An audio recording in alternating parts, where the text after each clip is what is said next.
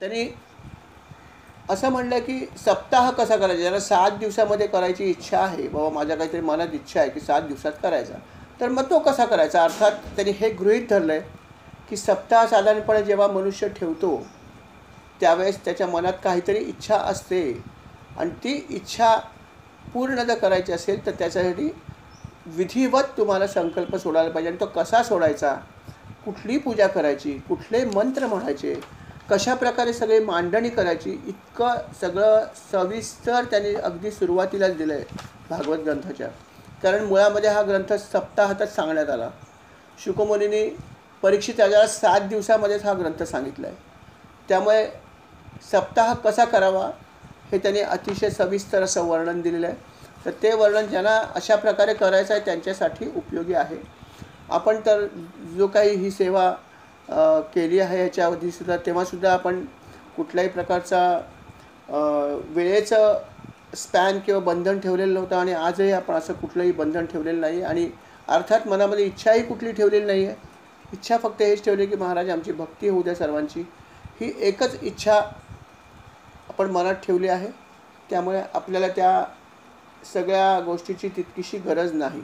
ज्यांना असं करायचं असेल त्याच्यासाठी अनेक नियम त्यांनी लिहून ठेवलेले आहेत. त्या सर्व नियमांचं आपल्याला पालन करावं लागेल आणि त्या प्रकारे जर आपण केला तर अर्थात आपल्याला त्याचं फळसुद्धा हवं ते मिळू शकेल. पण फळ नको असेल तर तुम्हाला ह्या सगळ्या गोष्टीची इतक्या प्रकारे करायची गरज नाही. आपण वाचन नुसतं करू शकता. एवढंच मी ह्या भागाविषयी तुम्हाला म्हणेन, कारण हा भाग पहिला लागतो आणि नंतर भागवताला सुरुवात होते. म्हणून मी ही तुम्हाला माहिती दिली की ही अशी सगळी माहिती त्यांनी सुरुवातीच्याच भागामध्ये दिलेली आहे. आता ह्याच्या पुढे जे आहे ते श्रीमद भागवताचं महत्त्व, महात्म्य त्यांनी म्हणलं आहे की महात्म्य काय आहे, की या ग्रंथाचं महत्त्व काय.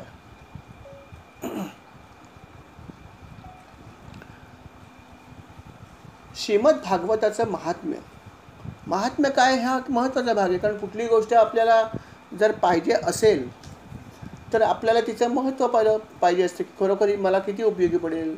मॉलमध्ये गेलो, बाबा ही वस्तू मला खरोखर उपयोगी पडेल का, या सगळ्या गोष्टी आपण पहिल्यांदा बघतो आणि जर ती उपयोगी वाटली तरच घेतो. तसं भागवताचं महात्म्य काय आहे की ह्याचं ते त्यांनी सुरुवातीला दिलं की हा कशा प्रकारे उपयोगी पडला आणि त्याची शक्ती काय आहे. अर्थात भागवताचं महात्म्य खूप मोठं पण आहे, परंतु इथे त्यांनी काही वेगळ्या प्रकारे दिलं आहे आणि ते आपण ऐकूया. सुरुवातीला अर्थात एक प्रार्थना आहे. कृष्णं नारायणं वंदे कृष्णं वंदे व्रजप्रियं कृष्णं द्वैपयं वंदे कृष्णं वंदे पृथासुतं. श्रीराम. अर्थात प्रार्थना केल्याशिवाय कुठली गोष्ट सुरुवात होत नाही. प्रार्थना आपण केलेलीच आहे. पहिल्या अध्यायामध्ये त्यांनी कथा सांगितली, एक सुंदर कथा आहे. अर्थात त्या कथेमध्ये त्यांनी रूपकाचा वापर केला आहे. संपूर्ण हे जे भागवत आहे हे तुम्हाला माहिती आहे की संवाद रूपी आलेलं आहे. शुकमुनी आणि अर्थात परीक्षित राजा या दोघांमध्ये संवाद पण झाला आहे. कारण जरी शुकमुनींनी भागवत कथा सांगितली तरी पण राजाला बऱ्याच वेळा अनेक शंका पण आल्या आणि त्या शंकांचं निरसन करत करत करत करत ती कथा पुढे गेलेली आहे. तसंच या भागवतामध्ये सुद्धा सुरुवातीला थोडंसं अशाच प्रकारचा संवाद आहे शौनक आणि सूत मुनींमध्ये. शौनक जे आहेत त्यांनी सूतांना अनेक प्रश्न विचारले आणि त्याच्याद्वारे हे सगळं पुढे आलेलं आहे. आणि त्यांनी जे प्रश्न विचारले त्याच्यामुळे त्यांनी असं विचारलं की आपण मला हे सांगा मुनीवर. आता सूत हे किती अधिकारी असे मुनी होऊन गेले आपल्याला तर माहिती आहे. आणि या सूतांना शौनक मुनींनी विचारलं की आम्हाला असं एखादं साधन सांगा की जे अगदी खूप पवित्र करेल, सर्वांना पवित्रांनासुद्धा पवित्र बनवेल. असं कुठलं साधन असेल तर सांगा ना. आणि मुख्य म्हणजे भगवंताची प्राप्ती करणारं साधन आम्हाला पाहिजे, श्रीकृष्णाची. आता श्रीकृष्णाची प्राप्ती करणं सगळ्यात कठीण, सर्वात कठीण देव आहे प्रसन्न व्हायला विष्णू किंवा कृष्णच आहेत ना. बाकी देव थोडे लवकर प्रसन्न होऊ शकतात आणि कृष्णाची प्राप्ती करून देणारी कुठली गोष्ट असा प्रश्न विचारला. आणि हे विचारताना त्यांनी थोडीशी माहिती स्वतःची पण दिली. ते म्हणाले की चिंतामणी जर असेल, म्हणजे चिंतामणी हा मणी आहे, हा जर एखाद्या व्यक्तीकडे असेल तर काय होतं, हव्या त्या वस्तू त्याला मिळू शकतात लौकिकामधल्या विषयाशी निगडीत. कल्पवृक्ष असेल तर कल्पवृक्षाखाली पण अनेक तुमच्या मनातल्या गोष्टी तुम्हाला मिळू शकतात. स्वर्गसुद्धा मिळू शकतो. ही कल्पवृक्षाची शक्ती आहे. पण या सर्वांपेक्षा महत्त्वाची गोष्ट कुठली आहे? पण जर सद्गुरू जर तुम्हाला प्राप्त झाले तर मात्र ते तुम्हाला वैकुंठ प्राप्ती किंवा मोक्ष प्राप्तीसुद्धा करून देऊ शकतात, जी सर्वात कठीण गोष्ट आहे. पण हे फक्त सद्गुरू तुम्हाला करून देऊ शकतात. म्हणून तर म्हटलं, सद्गुरू वाचूनी सापडे न सोय, धरावे ते पाया आधी आधी. सद्गुरूंशिवाय तुम्हाला पुढे जाण्यासाठी रस्ता नाही. सद्गुरू तुम्हाला हवेच आहेत, तेच तुम्हाला मोक्षप्राप्ती किंवा वैकुंठ प्राप्ती सहजपणे करून देऊ शकतात. ही माहिती शौनकांना सुद्धा होती. तरी पण शौनकांनी हेही विचारलं की अजून कुठलं साधन आहे सांगा. अर्थात हे प्रश्न विचारण्याचं कारण असं आहे की त्या प्रश्नामुळे जी उत्तरं मिळणार आहेत त्या उत्तरांमुळे इतर लोकांना ज्ञान मिळणार आहे. म्हणून काही प्रश्न त्यांनी विचारलेले आहेत. आणि अर्थात सुतानं जेव्हा हा प्रश्न विचारला, सूत म्हणाले की तुम्ही खूप चांगला प्रश्न विचारला, अतिशय महत्त्वाचा प्रश्न हा. आणि जे युग आता आहे, कलियुग, अर्थात कलियुगातलंच हे सगळं चालू आहे. परीक्षित राजांची जी कथा आपण ऐकतोय ही अर्थात कलियुग सुरू झालंच होतं. त्यामुळे हा सुद्धा जो संवाद आहे सूत आणि शौनकांचा, तो पण तशाच प्रकारचा आहे. आणि म्हणून त्यांनी म्हटलं की बघा, तुम्हाला मी खूप महत्त्वाची माहिती देतो की कलियुग जो आहे हे अतिशय, असा विचार केला तर लौकिकामध्ये अतिशय घाणेरडं असं युग आहे. घाणेरडं कशामुळे? तर याच्यामध्ये कोणी कोणाला विचारणार नाही, सगळीकडे अनाचार माजेल, कोणी कुठली नीतिमत्ता पाळणार नाही, अशा प्रकारचं हे सगळं आहे. परंतु अशा ठिकाणी सुद्धा तुम्हाला एक साधन असं आहे की ते साधन जर तुम्ही केलं तर तुम्हाला अनेक गोष्टींची प्राप्ती होऊ शकेल, नव्हे तुम्हाला हवं ते मिळू शकेल. असं एक साधन आहे आणि ते म्हणजे अर्थात भागवत कथा. त्यांनी म्हटलं की भागवताची काय किंमत आहे याची त्यांनी एक गंमत सांगितली की जेव्हा भागवत कथा शुकदेव सांगणार होते कोणाला, परीक्षित राजाला, तर शुकमुनींचा अधिकार किती होता तुम्हाला तर माहिती आहे. शुकमुनी हे अर्थात व्यासांचे पुत्र, त्यांचा अधिकार खूप महान ऋषी होते ते. आणि शुकांच्या तोंडून ही कथा जेव्हा परीक्षित राजा ऐकणार होता, हे जेव्हा देवांना समजलं तेव्हा देव जमिनीवर आले, पृथ्वी तलावर आले आणि त्यांनी शुकांना प्रणाम केला आणि म्हणाले, मुनिवर, आमचं तुमच्याकडे एक मागणं आहे. बोला काय? म्हणे असं आहे की आम्ही तुम्हाला हा अमृत कलश आणला आहे, हा अमृत कलश आम्ही तुम्हाला देण्यासाठी आणला आहे. शुक म्हणले, मला कशाला देताय तुम्ही? कशासाठी तुम्ही देता आम्हाला? असं आम्ही कोणाचं काय घेत नाही. नाही, कोणाचं तुम्ही घेत नाही हे आम्हाला माहीत आहे, परंतु आम्ही देऊ इच्छितो, कारण त्याच्या बदल्यात आम्ही दुसरी वस्तू घेऊ इच्छितो. आणि काय पाहिजे तुम्हाला? नाही, आम्हाला ही जी कथा तुम्ही आता सांगणार आहात भागवताची, ते आम्हाला पाहिजे. तर त्याच्या बदल्यामध्ये आम्ही तुम्हाला अमृत द्यायला तयार आहोत. आणि तुम्ही शेवटी ही कथा सांगणार कोणाला? परीक्षित राजाला, बरोबर आहे. आणि त्याला 7 दिवसांनी मृत्यू येणार आहे. तर आम्ही तुम्हाला अमृत आणून देतो ना, आणलेलंच आहे, हे तुम्ही त्याला द्या, तो मरणार नाही. आणि आम्हाला फक्त एक कथामृत द्या, बाकी काहीही नको. बघा, अशा प्रकारचं त्यांनी सौदा एक प्रकारे देवांनी करण्याचा प्रयत्न केला शुकमुनींबरोबर. अर्थात त्यांनी जेव्हा अशा प्रकारचं हे सांगितलं, शुकमुनींनी त्यांना स्पष्ट शब्दात सांगितलं की नाही, तुम्ही अमृत दिलं तरीसुद्धा ही कथा मी तुम्हाला देणार नाही किंवा सांगणार नाही. ही मी फक्त शुकमुनी म्हणले की परीक्षित राजाला सांगणार, तेव्हा तुम्हाला ऐकायचे तर येऊ शकतं, पण मी तुमच्यासाठी कथन करायला तिथे येणार नाही. आणि अमृत तर मला नकोच आहे. म्हणजे उपमा अमृत अशी पण होऊ शकत नाही. बघा काय मूल्य आहे ह्याचं. आणि अशा प्रकारचा संवाद देवांचा आणि यांचा झाला. आणि अर्थात देवांना त्यांनी परत पाठवून दिलं.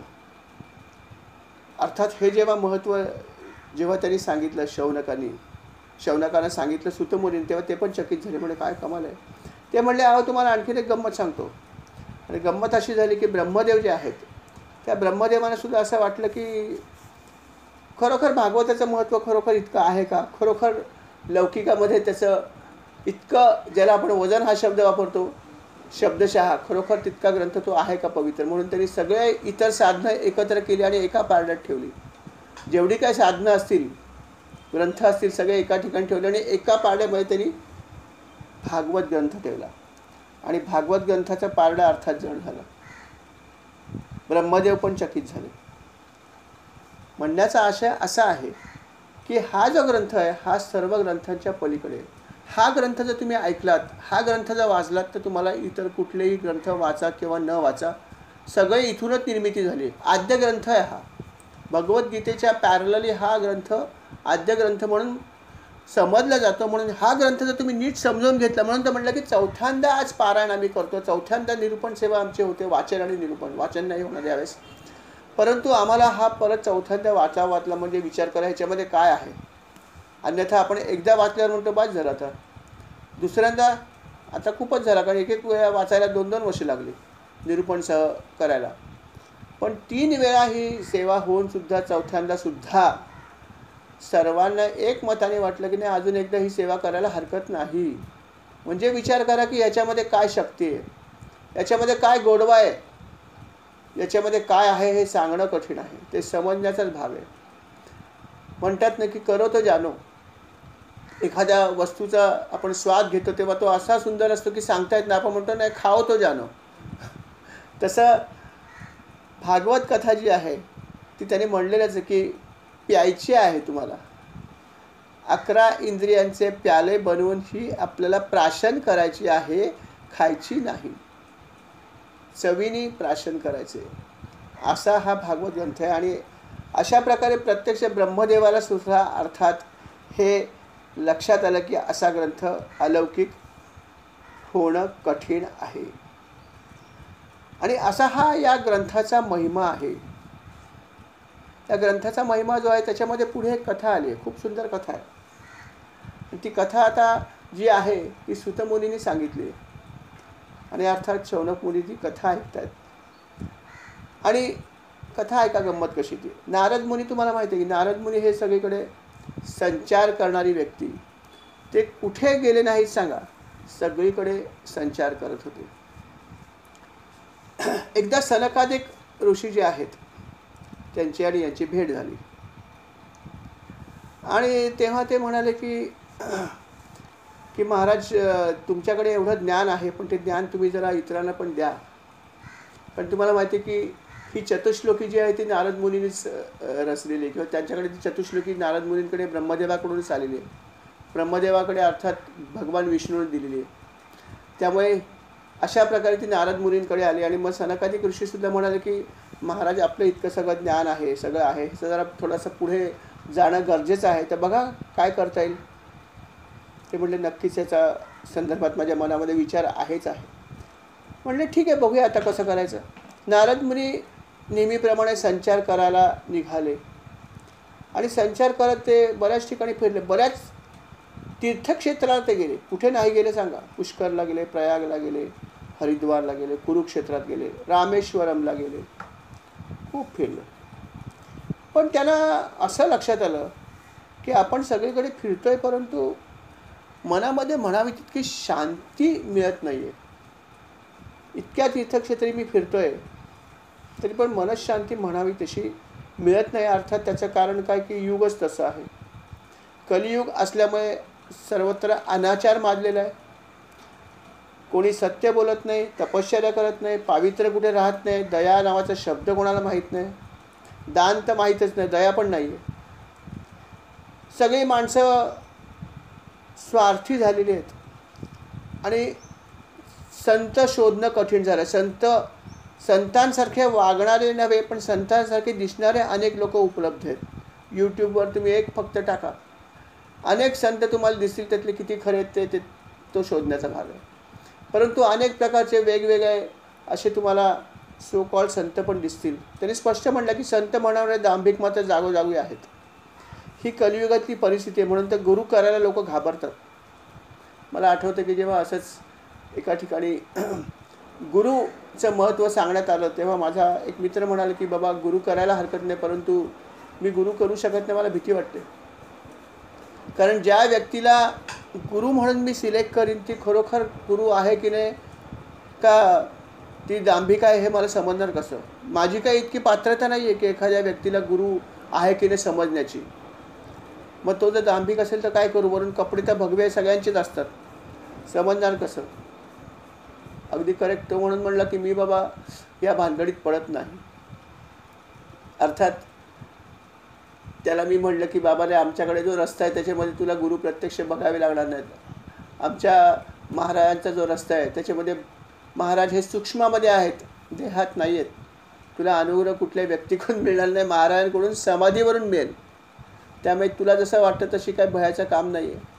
अर्थात यथावकाश महाराजांच्या कृपेने त्याला ती गोष्ट पटली आणि त्यांनी अनुग्रह घेतला, तो वेगळा भाग आहे. परंतु ही भीती आहेच ना. जसं नारद मुनी म्हणत आहेत की जागोजागी संत दांभिक संत दिसत आहेत. त्यामुळे लोकांना हे पण समजत नाही की कोण खरा संत आणि कोण खोटा संत आहे. हा एक मोठा कलियुगामध्ये एक समस्या आहे ही मोठी.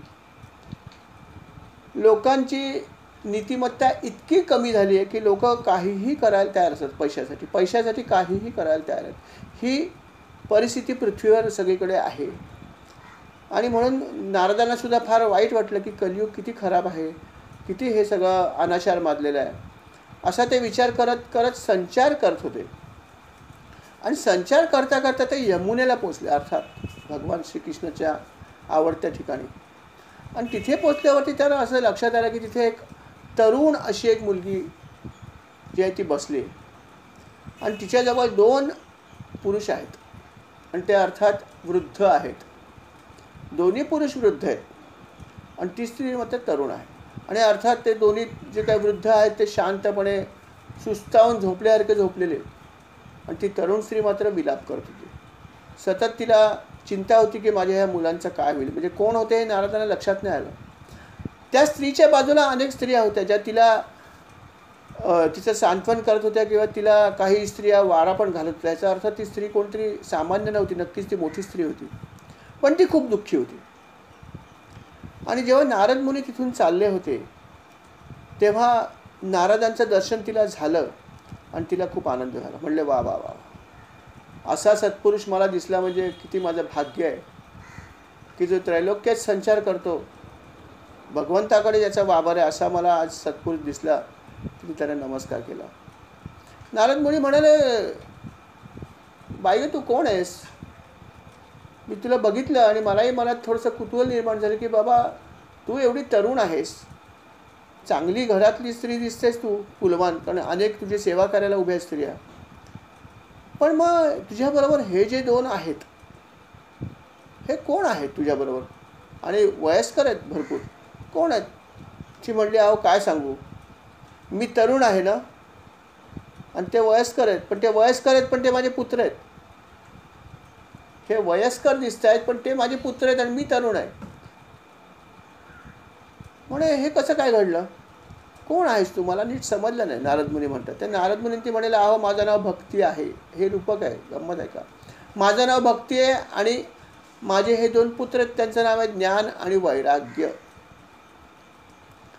आणि हे जे माझे पुत्र आहेत हे तुम्ही बघितलं यांची काय अवस्था झाली आहे. हे वृद्ध झाले आहेत, यांच्यामध्ये शक्ती उरलेली नाही आहे आणि यांना मी कसं तरी सांभाळते आहे आणि फिरते इकडे तिकडे. आणि माझ्याबरोबर जे इतर जी लोक तुम्हाला दिसत आहेत सेवा करायला आल्या त्या सगळ्या देवता, नद्या वगैरे आहेत. पण त्या माझं दुःख दूर करू शकत नाहीत. कारण काय की माझे हे 2 पुत्र आहेत ना, हेच माझं खरं दुःख आहे.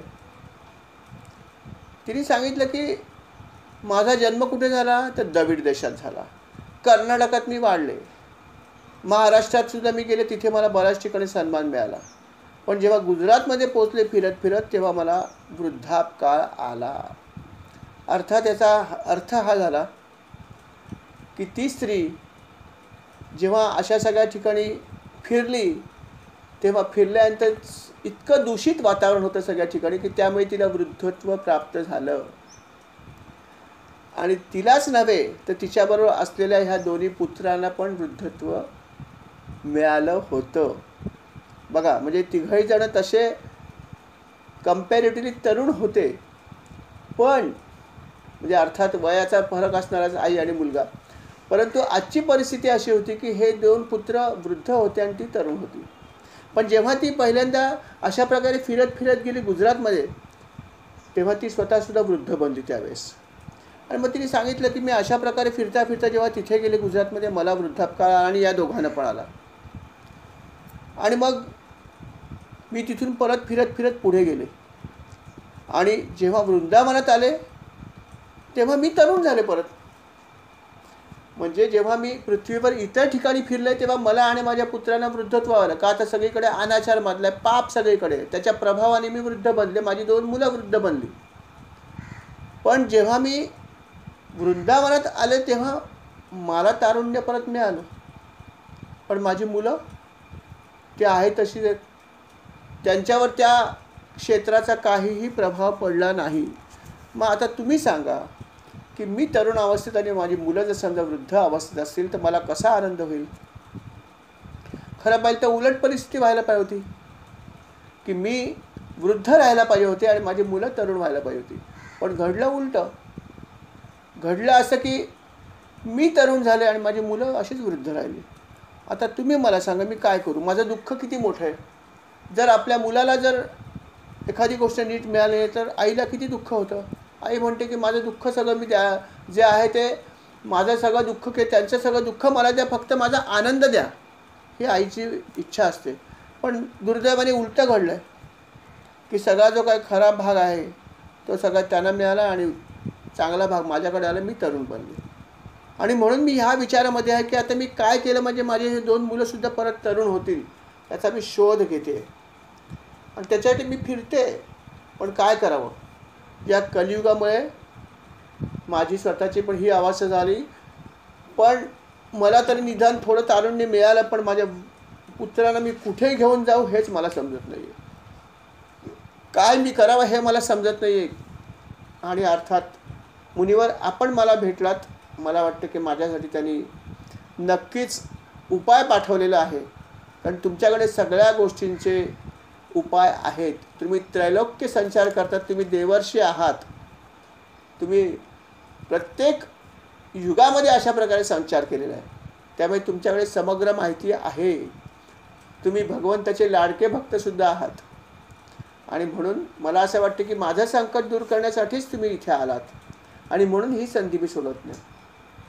आणि म्हणून माझी आपल्याला विनंती आहे, मी आता तुम्हाला माझी माहिती सांगितली आहे की माझं नाव भक्ती आहे आणि ज्ञान आणि वैराग्य या नावाची ही 2 माझी मुलं आहेत जी वृद्ध झालेली आहेत.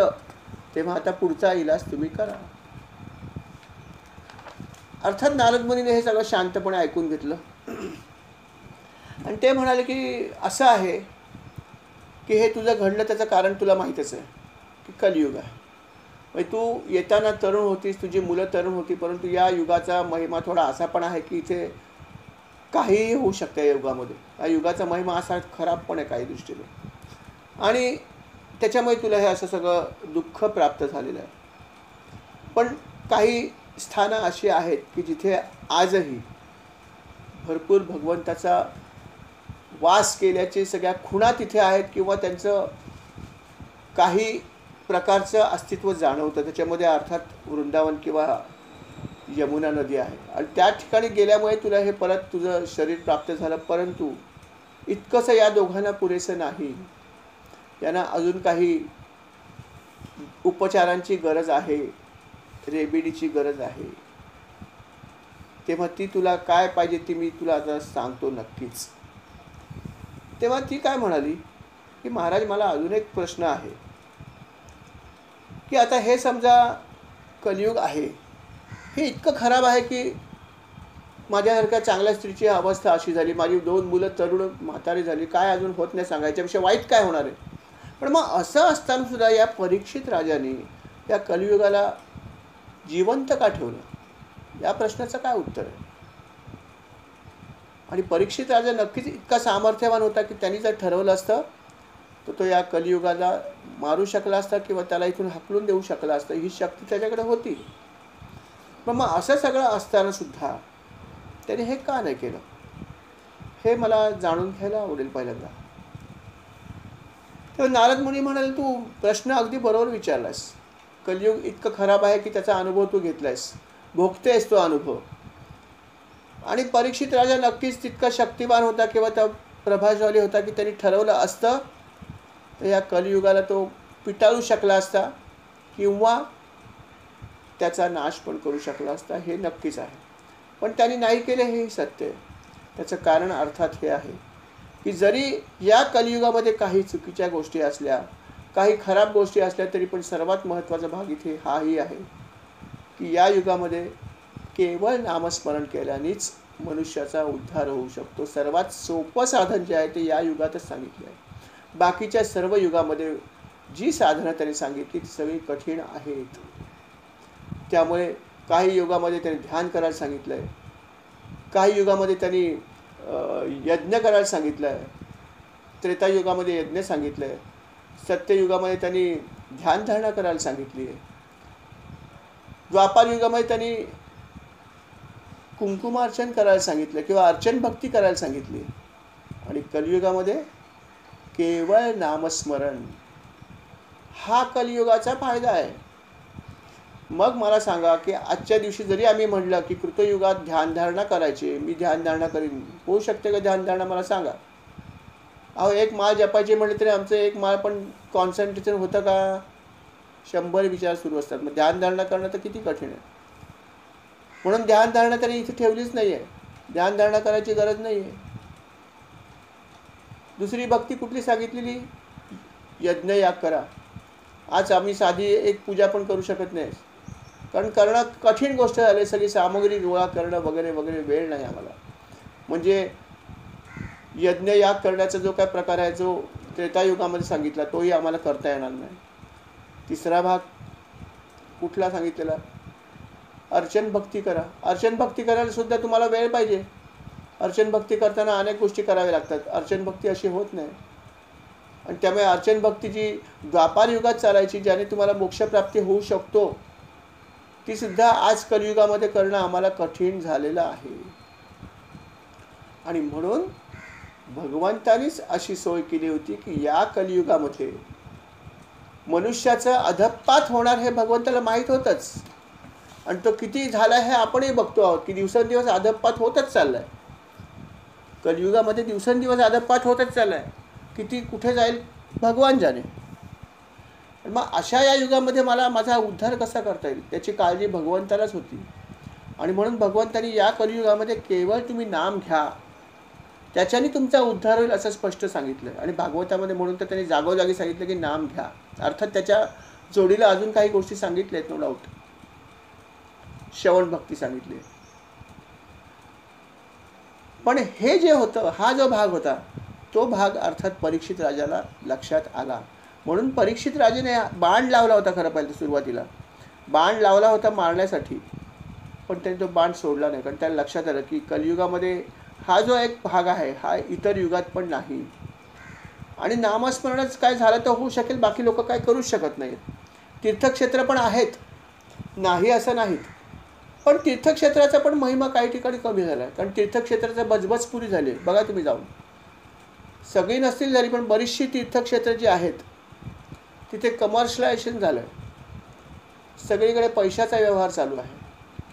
मग अशा ठिकाणी जेव्हा व्यापारीकरण होतं तेव्हा अर्थात तीर्थक्षेत्राचं महत्त्व किंवा त्याची महती कमी होते. आणि म्हणून तीर्थक्षेत्रीसुद्धा जाऊन सुद्धा ही भक्ती स्वतःच्या 2 मुलाला जाऊन अनेक ठिकाणी फिरली, तरी पण तिचा मुलांना तिच्या कुठल्याही प्रकारचा रिलीफ मिळाला नाही. नारदांना पण नाही मिळाला. कारण तीर्थक्षेत्र जरी असली तरी पण त्याचा महिमासुद्धा काही अंशी कमी होत चाललेला आहे. कारण लोक वेगवेगळ्या प्रकारचे आहेत, त्यांच्यामुळे हे घडते. आणि म्हणून मग अशा वेळेस मनुष्याला एकच गोष्ट तारू शकते, आणि ती म्हणजे अर्थात नामस्मरण. की नाममार्ग असा मार्ग आहे की जो या कलियुगामध्ये एकच मार्ग आहे जो चालू शकतो, नव्हे चालणारच आहे. हा रामबाण उपाय आहे, दुसरी रेमेडी नाही. दुसरे उपाय आहेत पण ते आपल्याला करणं कठीण आहे. त्यामुळे सोपा उपाय हाच आहे. आणि हे जेव्हा परीक्षित राजाला लक्षात आलं तेव्हा त्यांनी मात्र ठरवलं की याला मारायचं नाही. इतका उपयोगी जर असेल तर ह्याला ठेवायलाच पाहिजे. आणि सध्या याचाच युग आहे. त्याला जर मी हाकलून दिले तर मग पुढचं युग काय माहिती काय होईल ते माहीत नाही मला पुढचं काय. म्हणून तो म्हणाला की नाही, मी तुला मारणार नाही, तू फक्त मी सांगेन त्या ठिकाणी जाऊन लप किंवा राहा. सगळ्या ठिकाणी संचार पृथ्वीवर करायचं नाही, पण पृथ्वीवर तू जरूर राहा, कारण तुझी गरज आहे आणि म्हणून तू इथे राहा. आणि त्याच्यामुळे काय झालं, त्याच्यामुळे असं घडलं की परीक्षित राजाने त्याचा वध केला नाही किंवा त्याला पिटाळून लावलं नाही, त्याला इथेच ठेवलं आहे. म्हणजेच या भक्तीने जो प्रश्न विचारला होता की इतकं घाणेरडं युग असून त्याला का ठेवलं आहे, त्याचं कारण त्यांनी सांगितलं की हे अशा प्रकारची गोष्ट आहे आणि म्हणून त्याला कलियुगाला आजही इथे ठेवण्यात आलेलं आहे, कारण आपला उद्धार याच युगामध्ये सहजपणे होऊ शकतो. आणखीन एक महत्त्वाची गोष्ट आहे की पृथ्वी तलावरती अर्थात अनेक देश आहेत. अर्थात आपण म्हणतो की सगळे बाकी देश प्रगत आहेत. पाश्चिमात्य देश विशेषतः आपण म्हणतो सगळे प्रगत देश आहे, आपला अविकसित आहे किंवा विकसनशील आहे. विकास पूर्ण झालेला नाही पण विकास होत चालला आहे, अशा कॅटेगरीत आपण आहोत असं मानतो. तर या ठिकाणी सुद्धा महत्त्वाचा भाग हा आहे की प्रत्यक्ष देवांनी सुद्धा हे सांगितलं आहे. देव काय म्हणतायत, देव असं म्हणतात की जी लोक पृथ्वीवरती भरतखंडामध्ये जन्माला आली त्यांचा आम्हाला हेवा वाटतो. बघा गंमत कशी आहे. आम्ही जरी तिथे राहत असलो आजच्या घडीला कुठे स्वर्गलोकात, तरीसुद्धा आम्हाला हेवा वाटतो पृथ्वीवर असलेल्या लोकांचा. आणि त्यात सुद्धा कुठल्या लोकांचा, त्याचे भारतवर्षात किंवा भरतखंडात किंवा भारतात राहतात त्यांचा आम्हाला हेवा वाटतो. आता हे ऐकल्यावर आपण म्हणू असं कसं बाबा, त्याला देवानं असं वाटायला हरकत नव्हती ना की युरोपमध्ये किती छान आहे, स्वित्झर्लंड आहे, अमकं ढमकं आहे, वाव वाव, पण त्याला भरतखंडच का आवडतो. देवानं आवडावा तो पण स्वर्गातून त्यांना भारतवर्ष का आवडावं. अर्थात त्याच्यावरती पण त्यांनी दिलं आहे की देव असं म्हणतात की या भारतखंडामध्ये किंवा या भारत देशामध्ये इतकी पवित्र भूमी आहे, सगळे अवतार इथे झालेत. भगवंतांनी कुठे अमेरिकेत किंवा इंग्लंडमध्ये अवतार घेतला नाही. बघा पृथ्वीच्या एवढी मोठी पृथ्वी आहे, इतके अनेक देश असतील तेव्हा नावं वेगळी असतील, परंतु हा जो भारत देश आहे या ठिकाणीच भगवंतांनी सगळे अवतार घेतले, सगळे संतही इथेच झाले ना. आणि म्हणून ही भूमी अतिशय पवित्र आहे. आणि जर मुक्ती मिळवायची असेल तर तुम्ही भारत देशातच जन्म घ्यावा, तुम्हाला लवकर मुक्ती मिळेल. इतर ठिकाणी मिळणार नाही असं नाही. पण जसं आम्ही म्हणतो की तीर्थक्षेत्री काय जायचं, तर तीर्थक्षेत्राचा महिमा आहे, त्या महिमेचा आम्हाला फायदा मिळावा, तिथे जाऊन जर आम्ही नामस्मरण केलं तर आमचं अजून चांगलं होईल, म्हणून आम्ही तीर्थक्षेत्री जातो. बरोबर आहे. तसं देव असं म्हणतात की आम्हाला स्वर्गप्राप्ती झाली आहे हे दिसतंय, पण ती तात्पुरतीच आहे ना. थोडा काळ गेल्यानंतर आमचं पुण्य संपलं की आम्हाला खाली जायचं परत. मग अशा ठिकाणी काय मजा आहे, जायचेच पहिले वेध लागले. किती दिवस राहता येतं माहीत नाही, पुण्य किती आहे माहीत नाही, आणि ते संपतच आहे दिवसेंदिवस. मग आम्हाला अशा प्रकारची मुक्ती पाहिजे की जिथे आम्हाला कायम आनंद मिळेल, म्हणजेच मोक्षप्राप्ती आम्हाला पण पाहिजे असं देवाला वाटतं. आणि मग देवांना हेही माहीत होतं की जर मोक्षप्राप्ती करायची असेल तर सर्वात चांगली भूमी कुठली आहे, तर भारतभूमी. आणि म्हणून देव म्हणतात की तुम्ही जे भारतामध्ये जन्माला आले आहेत त्यांचा आम्हाला हेवा वाटतो. का तर तुम्हाला ही संधी आहे, आम्हाला स्वर्गात नाही आहे. ती म्हणा स्वर्गात का नाही आहे, स्वर्गात का नाही आहे, कारण आहे स्वर्ग हे भोगायची जागा आहे. आपण म्हणतो स्वर्गप्राप्ती झाली म्हणजे असं माहीत नसताना आपण म्हणतो स्वर्गप्राप्ती झाली तर किती छान होईल. लोकांना आपण स्वर्गवासी असा शब्द लावतो, बरोबर आहे. पण स्वर्ग ही काय फार चांगली जागा नाही. स्वर्गामध्ये तुम्हाला अनेक प्रकारचे विषय भोगायची संधी मिळते, किंबहुना ते थोडासा हाय स्टँडर्डचे विषय आहेत. जसे पृथ्वी तलावर पण आम्ही सगळे विषय भोगतोच आहोत. अनेक प्रकारे आम्ही एखाद्या ट्रिपला गेलो तर आम्ही एखाद वेळेस ए सी गाडीने जाऊ, थोडे जास्त पैसे असतील तर कदाचित आम्ही सेकंड ए सीने जाऊ, जास्त पैसे असतील तर फर्स्ट ए सीने जाऊ, त्याच्यापेक्षा जास्त पैसे असतील तर आम्ही फ्लाईटने जाऊ. म्हणजेच काय की ज्या प्रकारचं आमच्याकडे आहेत गोष्टी त्याच्याप्रमाणे हा उपभोग आम्ही घेतोच होत ना कॅटेगरी वाईज. तसं आमचं जे पुण्य आहे त्या पुण्यामुळे जे विषय आम्हाला भोगायची इच्छा ठेवून आम्ही पुण्य मिळवलेलं आहे ते पुण्य स्वर्गामध्ये जाऊन तुम्हाला भोगायचंच आहे. म्हणजेच तुमच्या मनात विषय घेऊनच तुम्ही पुण्यप्राप्ती केली आहे. म्हणजेच पृथ्वी तलावर तुम्ही जर फ्लाईटने गेलात तर जे तुम्हाला फायदा आहे, जसं तुम्ही म्हणता अरे फ्लाईटने गेलो 1 तासात पोचलो, हे बघा 25 तास प्रवास करतायत, आम्ही आरामात गेलो 1 तासात पोचलो, हा विषयाचाच भाग आहे अर्थात. पण हा का मिळतो तर माझ्याकडे थोडे जास्त पैसे आहेत म्हणून. थोडे कमी पैसे असलेला माणूस फर्स्ट क्लास ए सीने जातो, फर्स्ट ए सी आमचा कुपे आहे. तुम्हाला काय वाटलं? दुसरे काही लोक म्हणतात नाही आमचं सेकंड ए सी बर्थ एक कमी आहे. काही लोक म्हणतात नाही आमचं ए सी तिकीट आहे, जनरल नाही आहे, भले 3 बर्थ असतील, पण म्हणतो ना आम्ही असं म्हणतो ना. तसं स्वर्गामध्ये गेल्यावर तुम्हाला काय करायचं आहे? फक्त सुखांचाच उपभोग घ्यायचा आहे, फक्त हाय स्टँडर्ड. सगळ्या अप्सरा तुमच्या सेवेसाठी असतील. अनेक गोष्टी ज्या तुम्ही फक्त ऐकल्या असतील त्या प्रत्यक्ष तुम्हाला करायला मिळतील स्वर्गामध्ये. सुपर क्वालिटी विषय भोगण्याची जागा म्हणजे स्वर्ग. आणि म्हणून देव असं म्हणतात की आम्ही इथे आलो तरी आम्ही खुश नाही आहोत, कारण हे आमच्या भोगायचीच जागा फक्त हाय क्लासची आहे, तुम्ही लो क्लासमध्ये आहात. पण तुम्हाला ज्या क्लासमध्ये ज्या ठिकाणी तुम्ही आहात या ठिकाणी तुम्हाला मात्र मोक्षप्राप्ती पण करता येते. पृथ्वीवरती कुठे तर भारतवर्षात करता येते. आणि म्हणून जे भारतामध्ये जन्मले आहेत ते खरंच नशिबाने, आम्हाला त्यांचा हेवा वाटतो, मत्सर वाटतो असे देवांचे उद्गार स्पष्टपणे आहेत. भागवतात हा उल्लेख आहे. म्हणून आपण हे लक्षात घेतलं पाहिजे की आम्ही किती सुदैवी आहोत. असा देश नाही आहे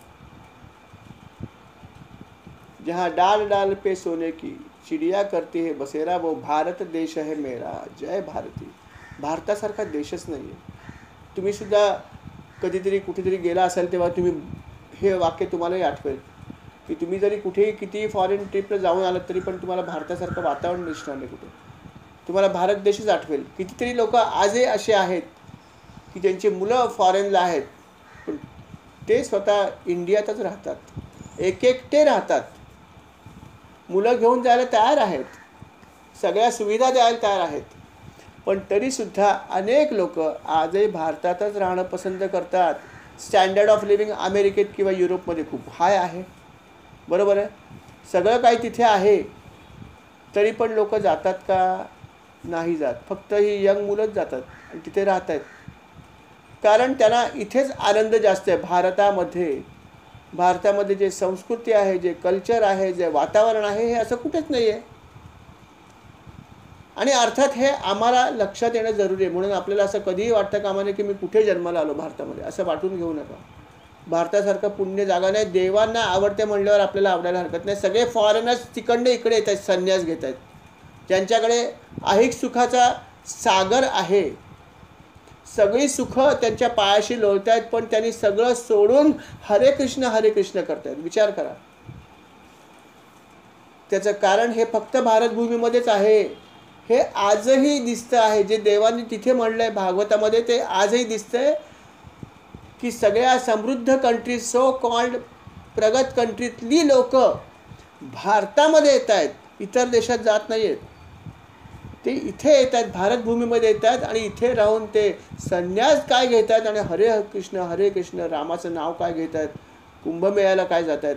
बघा, हे भारतात असा मेळा कुठे अमेरिकेत होईल का? नाही होणार. तिकडे लोक म्हणतील नको नको नको प्रदूषण आहे, नको नको नको नको हात धुतलेत का, नको नको नको नको सॅनिटायझर आहे का.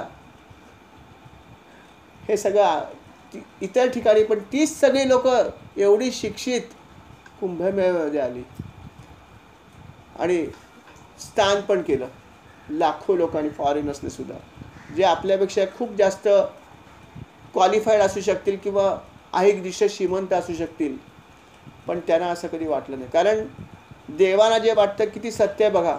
देवाने सांगितलेल्या गोष्टीवर आम्ही विश्वास ठेवू की नाही माहीत नाही, पण आमचे बांधव जेव्हा तिथून इकडे येतात तेव्हा आमचा विश्वास बसतो. अरे फॉरेनर्स जेव्हा जातात याचा अर्थ नक्कीच बरोबर आहे. भारतीय माणूस गेला तर आम्हाला विश्वास बसणार नाही, हे सगळे झाले अंधश्रद्धाळू. पण जेव्हा फॉरेनर्स इथे येतात, फॉरेनर्स त्या तिथल्या आखाड्यामध्ये राहतात. ॲपल कंपनीची मालकीण येऊन तिथे राहिली होती कुंभमेळ्यामध्ये, त्या आखाड्यात ती उतरली होती. असे अनेक हजारो लोक तिथे आले, अनेक 40-50 कंट्रीमधून लोक आली होती. मग ही सगळी लोक का आली, तर भारतभूमीचं वैशिष्ट्य की भारतभूमीमध्ये जे त्यांना मिळू शकतं ते इतर कुठेही मिळू शकत नाही. हे या भूमीचं वैशिष्ट्य आहे जे देवांनी सांगितलं आहे भागवतामध्ये. आणि म्हणून भारत देश खरोखर श्रेष्ठ आहे. म्हणून देव म्हणतात की ज्यांनी ज्यांनी भारतामध्ये जन्म घेतला आहे त्यांचा आम्हाला हेवा वाटतो. आणि हे ऐकल्यावरती आजपासून तरी निदान आपण म्हणायला हरकत नाही की I am proud of that. मला गर्व आहे या गोष्टीचा की मी भारतामध्ये जन्म घेतला, हे म्हणायला आपल्याला हरकत नाही, नाही का? कारण इतके लोक त्याला अशा प्रकारे सर्टिफिकेट देत आहेत आणि नुसते देत नाही आहेत, तर इथे येऊन राहत आहेत. आणि जे आपले सो-कॉल्ड सुशिक्षित आपल्याला हसतात कुठे चालले कुंभमेळ्याला, त्याला उत्तर फॉरेनर्सनी दिलं की आम्ही इथेच येतो कुंभमेळ्यामध्ये, कारण इथे जे आहे ते आमच्या पाश्चिमात्य देशात नाही. हे त्यांनी प्रॅक्टिकली दाखवून दिलं. त्याला यांचं काय उत्तर नाही आहे. जे दुसऱ्यांवर टीका करतात ना, त्यांना ह्याचं उत्तर नाही आहे की हे सगळे हायली क्वालिफाईड आणि उच्च देशात राहणारे सो-कॉल्ड अशा ठिकाणी जिथे अशिक्षित जातात असं ज्यांना वाटतं, तिथे हे लोक कसे आले याचं उत्तर एकाही माणसाकडे नाही. जे टीका करतात त्यांना याचं उत्तर नाही. कारण सत्य हेच आहे की या भूमीसारखी पवित्र भूमी कुठेही नाही. जे भागवतात सांगितलं आहे ते त्रिवार सत्य आहे आणि त्याचं अर्थात अनेक उदाहरणं आपल्याला आजही दिसतं आहे. म्हणून भागवतामध्ये जे तरी गोष्ट सांगितली ती खरोखर त्रिवार सत्य आहे. आणि अशा प्रकारे नारद मुनींनी सांगितलं की हे देवी, तू या भूमीवरती आहेस, तुझं दुःख दूर करण्यासाठी नक्कीच माझ्याकडे उपाय आहे. तो उपाय मी तुला सांगेन, तू अजिबात काळजी करू नको. जरी कलियुग असलं तरी तू श्रेष्ठ भूमीमध्ये आहेस आणि या श्रेष्ठ भूमीमध्ये तुझ्यावर नक्कीच तुझ्या या दुःखावरती उपाय आहे, यात शंका नाही. आणि मग नारद मुनींनी तिला काय उपाय सांगितला हे जे सगळा भाग आहे, हा अर्थात आपल्याला पुढल्या भागामध्ये बघायचा आहे. श्रीराम समर्थ या ठिकाणी आपण आज स्वल्पविराम घेऊया. श्रीराम, जी काही सेवा झाली महाराज आपल्या चरणी मी अर्पण करतो, तिचा स्वीकार करावा. कळत नकळत चूक झाली असेल तर क्षमा करावी आणि ह्या सेवेचा स्वीकार करावा. श्रीराम समर्थ. या सेवेसंदर्भात जर आपल्याला काही ॲडिशन करायचं असेल, काही सांगायचं असेल, काही बोलायचं असेल तर आपण जरूर बोलू शकता. श्रीराम समर्थ. श्रीराम.